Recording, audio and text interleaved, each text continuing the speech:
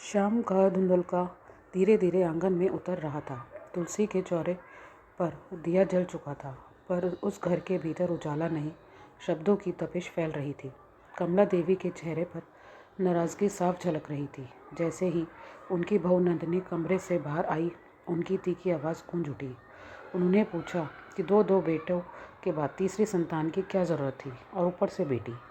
नंदिनी के कदम वहीं ठहर गए। शरीर अभी भी प्रसव की थकान से भरा था, लेकिन उसके स्वर में आत्मसम्मान था। उसने धीरे से कहा कि यह फैसला उसका और अमित का साझा था, और बेटी कोई गलत नहीं होती। कमला देवी को यह बात चुभ गई। उन्होंने समाज, दहेज और जिम्मेदारियों का हवाला दिया।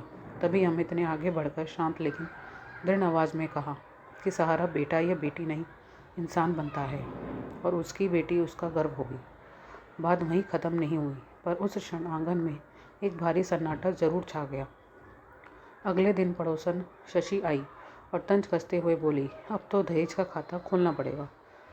कमला देवी ने हल्की सी मुस्कान के साथ बात टाल दी, लेकिन उनके भीतर कुछ छिल गया था। तभी उनका बड़ा पोता कृष मासूमियत से बोल पड़ा कि उनकी बहन डॉक्टर बनेगी और दहेज जैसी बेकार चीज़ों की ज़रूरत ही नहीं पड़ेगी। उस मासूम आत्मविश्वास ने जैसे सबको आईना दिखा दिया। रात को जब घर शांत था, कमला देवी पुराने संदूक में कुछ ढूंढते हुए अपनी माँ की एक पुरानी चिट्ठी पर जा अटकी, जिसमें लिखा था कि काश उनकी बेटी को वह सम्मान मिले जो उन्हें कभी नहीं मिला। चिट्ठी पढ़ते पढ़ते कमला देवी की आंखें भर आई। उन्हें अपना बचपन याद आया गया, जब उनके जन्म पर घर में मिठाई नहीं बटी गई, बल्कि सन्नाटा पसरा था। आज वही गलती वे अनजाने में दोहरा रही थी।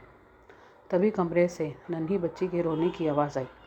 नंदिनी बेहद थकी हुई थी। इस बार कमला देवी खुद उठी और पहली बार अपनी पोती को अकेले गोद में लिया। जैसे ही उनकी बाहों में आई, उसने रोना बंद कर दिया और अपनी नन्ही उंगली से उनकी उंगली कसकर पकड़ ली। उस स्पर्श में ना जाने कैसी गर्माहट थी, जैसे बरसों से जमा कठोरता पिघल रही हो। कमला देवी की आंखों से आंसू बह निकले। उन्हें लगा जैसे समय ने उन्हें दोबारा मौका दिया है। सुबह होते ही पूरे मोहल्ले में मिठाई बटी। लोग हैरान थे। कमला देवी ने गर्व से कहा कि उनके घर लक्ष्मी आई है और उनकी पोती पढ़ेगी, आगे बढ़ेगी, और जो भी उसे बोझ कहेगा उससे पहले उन्हें जवाब देना होगा। नंदिनी की आंखों में इस बार राहत थी। अमित ने अपनी माँ को नए नज़रिए से देखा। उस दिन सिर्फ एक बच्ची का जन्म नहीं हुआ था, बल्कि एक सोच का पूर्ण जन्म हुआ था। कमला देवी ने अपनी पोती को माथे से लगाया और मन ही मन कहा था कि शायद ये बच्ची उनके अपने अधूरे सम्मान को पूरा करने आई है। उस रात घर में सुकून था।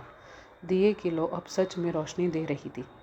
नंदिनी ने अपनी बेटी को सीने से लगाया और महसूस किया कि अब उसका घर सचमुच पूरा है। कभी कभी एक नन्ही सी उंगली पीढ़ियों की जकड़ी सोच को खोल देती है, और जिस घर में बेटी की जन्म पर मिठाई बढ़ जाए, वहाँ किस्मत दरवाज़ा खटखटाकर नहीं, सीधे भीतर आकर बस जाती है।